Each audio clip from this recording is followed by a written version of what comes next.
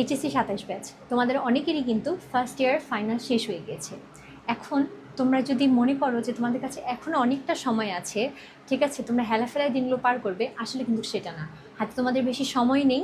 তোমাদের অনেকেরই কিন্তু কলেজে ফার্স্ট ইয়ারই কিন্তু ফার্স্ট পেপারগুলো শেষ করে দেওয়া হয় এবং সেকেন্ড ইয়ারে কিন্তু সেকেন্ড পেপারগুলো শুরু করা হয়, এবং অনেক কলেজেই ফার্স্ট ইয়ার থেকে কিন্তু ফার্স্ট পেপার এবং সেকেন্ড পেপার মিক্সড ওয়েতে পড়ানো হয়। আমি বলবো যে তোমরা ফার্স্ট ইয়ারে ফার্স্ট পেপার পড়ো বা সেকেন্ড পেপার পড়ো, যেটাই পড়ো না কেন, তোমরা যতটুকু পড়েছো সেগুলো গুছিয়ে নেওয়ার চেষ্টা করো।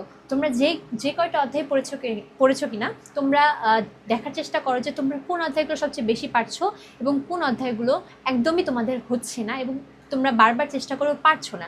এভাবে একটা সিকোয়েন্সে যদি তোমরা সেগুলো সাজাও, তাহলে তোমরা কিন্তু অনেক ইজিলি বুঝতে পারবে যে তোমাদেরকে কোন অধ্যায়গুলোর উপর অনেক বেশি ফোকাস দিতে হবে। আমি যদি স্পেশালি তোমাদেরকে হিউম্যানিটিস সাবজেক্টগুলোর কথা বলি, তাহলে তোমাদের যাদের ইকোনমিক্স আছে, জিওগ্রাফি আছে, সাইকোলজি আছে, এই টপিকগুলো কিন্তু তোমাদেরকে অনেক বেশি ফোকাস দিতে হবে। এছাড়া তোমাদের আদার্স যে টপিকগুলো আছে, পৌরনীতি, ইসলাম ইতিহাস, সমাজকর্ম, সমাজবিজ্ঞান, ঠিক আছে, এই টপিকগুলোতে কিন্তু তোমাদের যে অধ্যায়গুলো আছে এগুলো একটা সুন্দর সিরিয়ালে মার্ক করো যে তোমরা কোন অধ্যায়গুলো অনেক বেশি পারছো, কোন অধ্যায়গুলো পারছো না। যে অধ্যায়গুলো পারছো না সেগুলোর তোমরা মেইন বই থেকে তোমরা কিছু জিনিস নোট করতে পারো, বা বোর্ড কোয়েশ্চেনে যে এমসিকিউগুলো আছে সেগুলো কিন্তু মানে সুন্দর করে সলভ করতে পারো।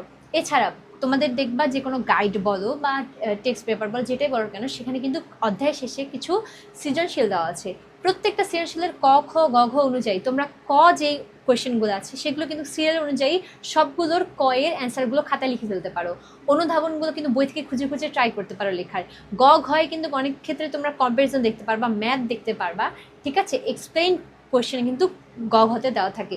সো ওই জিনিসগুলো যদি তোমরা একটা একটা করে নোট করে লেখা শুরু করো, তাহলে কিন্তু হিউম্যানিটিস সাবজেক্টগুলোতে তোমাদের কোনো সমস্যা হবে না। আমি যদি এখন বাংলা ইংরেজিতে কথায় আসি, তোমাদের বাংলা যে ফার্স্ট পেপার, সেখানে কিন্তু তোমাদেরকে গদ্য এবং পদ্যর মেইন বইয়ে অনেক বেশি ফোকাস দিতে হবে। স্পেশালি তোমাদের যে শব্দার্থগুলো আছে, ঠিক আছে, শব্দার্থগুলো এবং পাঠ পরিচিতি, এগুলোর উপর কিন্তু ডিপেন্ড করে তোমাদেরকে পরবর্তী সৃজনশীল লিখতে হবে। তোমাদেরকে এই যে বইয়ের ভিতরের ইনফরমেশন বা শব্দার্থ, এগুলো থেকে কিন্তু তোমাদেরকে এমসিকিউ কোয়েশ্চেন অ্যান্সার করতে হবে।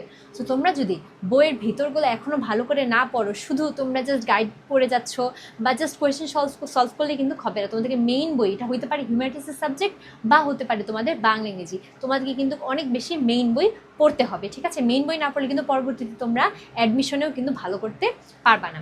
আমি যদি এখন ইংলিশের কথা বলি, তোমাদের ইংলিশের যে মেইন বুকটা আছে, মেইন বুক থেকে তোমরা প্রত্যেকটা চ্যাপ্টার থেকে সিনোনিম, অ্যান্টোনিম, ঠিক আছে, flow chart, summary, paragraph, question answer note করা শুরু করে দাও। তাহলে কিন্তু তোমরা দেখবা যে তোমাদের কিন্তু সেকেন্ড ইয়ার শেষ হওয়ার আগেই তোমাদের ওভারঅল ফার্স্ট পেপারে আর কোনো কিছুই বাকি থাকবে না এবং তোমাদের হাতে কিন্তু সুন্দর একটা নোট থাকবে।